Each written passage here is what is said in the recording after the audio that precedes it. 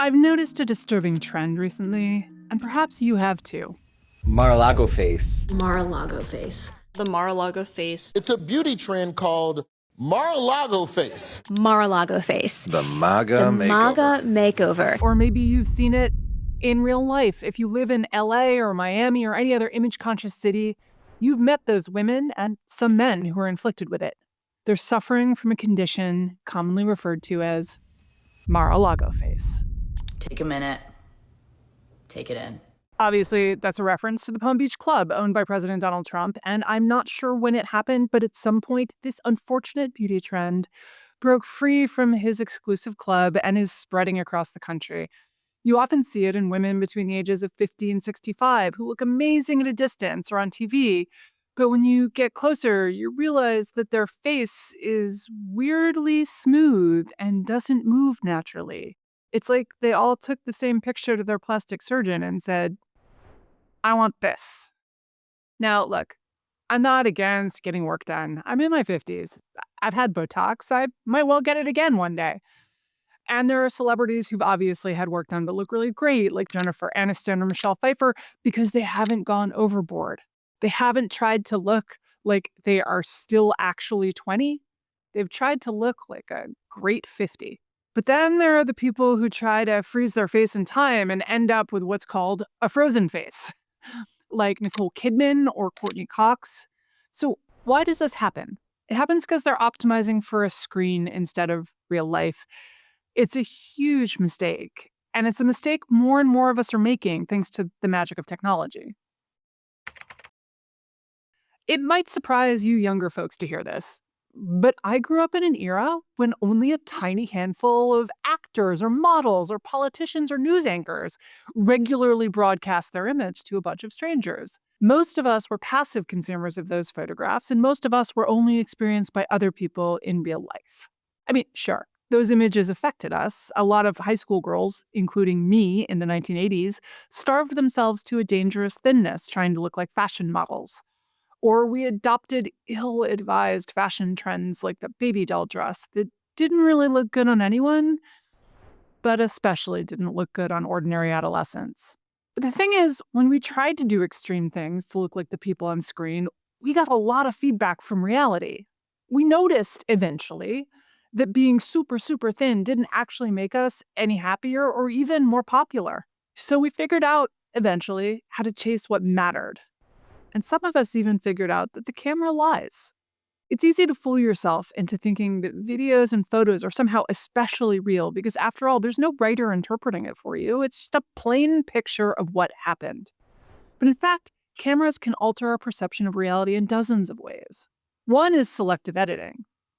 Because we assume images are true, a deceptive editor can more easily manipulate us into believing things that are false. But even when the person making the image is trying to be accurate, a camera still distorts.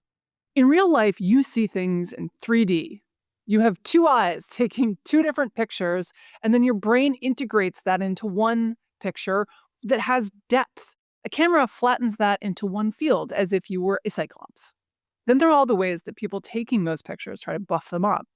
Not just filters, but makeup and lighting, and of course, takes and retakes that you don't get in real life. How many times have you taken a photo on your phone, and then you're dissatisfied, so you retake it again and again to make sure it's perfect for Instagram? In big budget films, and also with filters on social media, there's a lot of touching up afterwards as well. If you want to see how much difference that glamming up can make, take a look at Tom Cruise and Jennifer Connelly in Top Gun Maverick. Among my circle of people in their 40s and 50s, people looked at them as icons. Why can't we look like that? Well, then we looked at this publicity still from them on their tour. And look, I mean, they still look great. Both of them have had top-notch work, and all hats off to their surgeons and dermatologists and so forth. But they don't look quite as good as they do on screen, and certainly not quite as young. The first thing to take away from this is that you shouldn't chase screen beauty, because even celebrities don't really look like that when they're walking around. And to the extent that they've actually managed to create a perfect frozen image, they actually don't look good when you're talking to them and seeing them in real life. And that's the second thing that you need to take away, is how destructive it can be for people who attain it. I've had so many encounters with people who look amazing at first glance and uncanny once you watch them talk a bit. And frankly, I don't want to be around those people because it's a little scary. Now, look, in fairness, people don't do this for no reason. It can work if you happen to be a professional actor. In Hollywood, Demi Moore recently received her first Oscar nomination, and Nicole Kidman has become the face of AMC theaters, as well as the star of, as far as I can tell, pretty much every television show aimed at my demographic. In Washington, D.C., Trump aligned with a lot of people with terrible Botox that makes them look as if their forehead has been mercerized. But most of us, including actors and political appointees, aren't spending the bulk of our life on camera. We're spending the bulk of our life in a real place where trying to make ourselves look good for a still image or even a moving video is a really bad lifestyle choice. So why are so many of us doing it? Well, one reason is that we're following influencers who purport to be showing us how to live. Of course, most of them aren't showing you all the magic that goes into it, the false starts and the retakes, the boring 10 minutes they spent there blotting off too much makeup. But even if they dragged you through all the boring details, they can't show you what looks good in real life, because often the things that look best in real life don't look great on a camera. So, to give a personal example, I am wearing way more makeup right now than I would ever wear, even for a very fancy event. You probably can't see it that well because I have a lot of lights focused on me. And so instead, it looks like I'm wearing some makeup, but not the garish profusion of it that I applied before I came to the studio, hiding my face so that my colleagues would not see what I look like. And that's something you have to keep in mind every time you look at the influencers, every time you decide how you're going to use what they teach you. Don't try to model your own life on someone else's highlight reel. Spring. Spring is travel season for me. We've got conferences, reporting trips, and if I'm very lucky, I might even get to take a little time off. And when you've got to pack a suitcase that keeps you looking good over 2 cities and about 30 degrees of difference in the weather, it really drives home the value of quints. Their washable silk dresses and separates are my go-to for conferences because they look great, wash up like a dream, and take up barely any space or weight in your suitcase. But of course, I also love their cotton cashmere sweaters, the ponte knit pants, and linen. They make it so easy to find pieces that are comfortable, easy to wear, and still look put together in any context. That's why my spring wardrobe refresh always starts by checking out the Quince website. Everything just feels elevated without trying too hard. The materials are legit too, like European linen and organic cotton, so it's not just about looking good. It actually feels good to wear. I've been living in their linen pieces lately, especially the pants. They're super lightweight and breathable, which is perfect as it starts warming up. And honestly, they're the kind of pants you just end up reaching for over and over again. So refresh your everyday with luxury you'll actually use. Head to quince.com/Megan for free shipping on your order and 365-day returns. It's now available in Canada too. That's quince.com/MEGAN for free shipping and 365-day returns. Quince.com/Megan. Let me talk about another way that we are more broadly guilty of trying to make our lives into Instagram perfect moments. In 1994, Kenneth W. Lowe had an idea for a new TV station. It was going to be a place where people could get ideas for home renovations and watch them take place in front of their eyes. The Home and Garden Channel was born. The channel produced a lot of hit shows, including many of my favorites, such as House Hunters, and at its height in 2011, the channel was purportedly available in over 100 million homes in the United States. It launched the career of celebrity designers like the Property Brothers and Chip and Joanna Gaines, with their enormously successful shows that turned into not just shows, but lifestyle brands. If you've ever seen those shows, and I suspect a lot of you have, you know that the very first thing they do when they get into an old and little dilapidated house is that they rip out the walls to make the bottom floor into one big, beautiful open space. There's gonna be so much more light coming into this room when this wall is gone. I can tell just by this little hole that we've done so far that it's just gonna really change the whole space back here. It seems like a lot of you have been watching as well, because if you go into Zillow or Redfin, Airbnb or Vrbo, an often highlighted aspect of the location is its glorious open floor plan. Now, I understand the case for open floor plans. They are the best way to optimize something like a small apartment where every inch of space is at a maximum. But here's the thing. Open floor plans also have a lot of drawbacks. For starters, it means that all of your dishes, any tiny bit of mess is visible to everyone. There's nowhere to hide it. You don't have a closed off space that looks nice where you can take guests. If you have an open floor plan kitchen, what do you need? You need that giant, beautiful island with a very ineffective vent hood over it so that because since usually you want to put the stove on there, you imagine yourself standing at the stove cooking for your guests, looking out over your party. But of course, since the vent hood on an open space, there's no backsplash to catch the grease, you're actually spraying a fine mist of oil all over your living room every time you cook. And then, of course, the pandemic happened.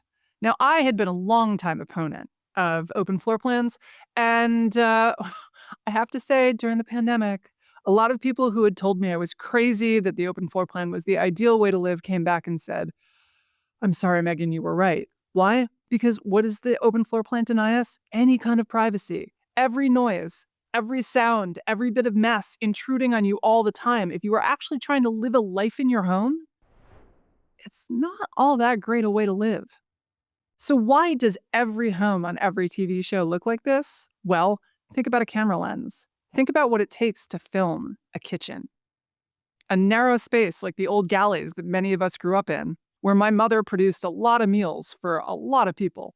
It's almost impossible to film it so that it looks nice because you can't get the camera around. You can't show it from more than one angle without running into another camera. So what's the easiest thing to do to film? It's to rip out the walls and open the space so that you can get lots of cameras around so that those wide lenses are going to capture beautiful sweeping spaces without anything to block the eye. And that's great for the camera. But a giant cavern isn't really ideal for a functional living space. We're coordinating our space to look aesthetically pleasing rather than thinking about our actual needs. This happens to us in a lot of ways, not just with our homes, not just with the outfits we wear or the plastic surgery we decide to get because it looks so good on Instagram. If you look at photos and video from before the advent of the iPhone camera, what do you see? It's people living their normal lives.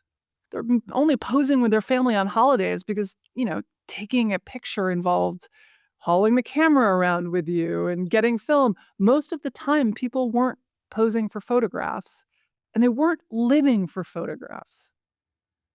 Photos were special memories that you made of special events that you shared with family and friends, not a lifestyle. Now we have a camera everywhere we go and we know that everyone else does too. So we feel the pressure to be always camera ready, even in more private moments like going to the gym. And we feel the pressure to memorialize the things that we're actually enjoying rather than actually just taking them in. How many times have you been at a lunch, a brunch, a dinner, and had someone whip out the phone and make everyone stop eating so that they could get the picture perfect moment while the actual food was getting cold? I also want to think about how even when we're trying to enhance our real life, to use photographs to make something beautiful like we want it in the here and now, we actually often don't get what we want out of those images. So the canonical example of this for me was the video in 2023 where makeup influencer Meredith Duxbury showed a technique using 12 pumps of foundation to get her specific high glam look. This thing went absolutely viral on TikTok. For a month, all I did was watch other people slathering this amount of foundation onto their face. And I have to say that I think that some of you can probably already sense this if you have any experience with makeup. But for those who don't, this is a terrible thing to do if you plan to actually wear the makeup anywhere. You are going to end up with one of two situations. Either you are going to have a cake-like mask that will crack after you've been talking in it for a while. That's going to be especially true if you're over the age of, say, 22. Or it's just going to start melting and sliding off of your face. In fact, Duxbury herself ultimately made a follow-up video explaining how she stopped wearing this look. Why?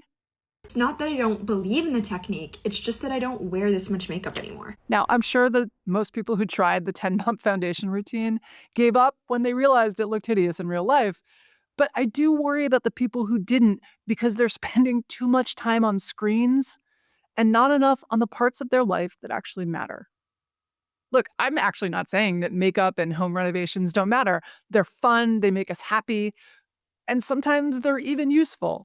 It is probably better that I spent some time putting on makeup rather than forcing anyone who's watching this on YouTube to wonder why I had handed the job over to what appeared to be the animated corpse of Megan McArdle.